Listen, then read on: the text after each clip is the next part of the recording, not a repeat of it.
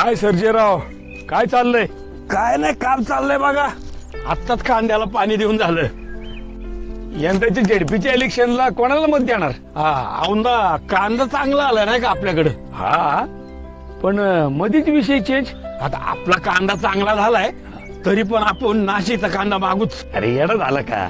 आपल्या मातीतला चवदार कांदा सोडून तो नाशिकचा लाल कांदा कोण खाणार? आता कसं बोलला? हा, आपली माती, आपली माणसं जाणणारा स्थानिक उमेदवार असताना दुसऱ्या कोणाला मत द्यायला मला येड लागलं का काय? अयो, आता शिकवलं तू काय म्हणत होता ते. अरे, सुशिक्षित आणि समाजकारण जाणणाऱ्या आपल्या सुनीताताई महिलांसाठी भामाई अभियान राबवतात. भाषण बी एक नंबर करतात. मी ऐकलंय ना. अरे नाहीतर कीर्तनात श्रद्धांजली वाहतात दुसरे उमेदवार.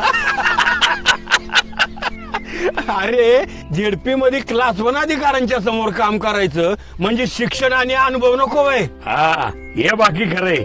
जेडपीच्या योजना आणता आल्या पाहिजेत तालुक्यात, गटात. सुनीताताईंच्या माग शरद भाऊंसारखा अनुभवी आणि हुशार साथीदार आहे.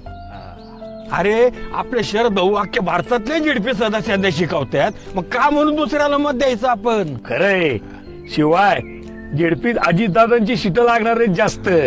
त्यामुळं एकच बटन घड्याळ. मग ठरलं, आमचं मत भामा खोऱ्याच्या विकासालाच.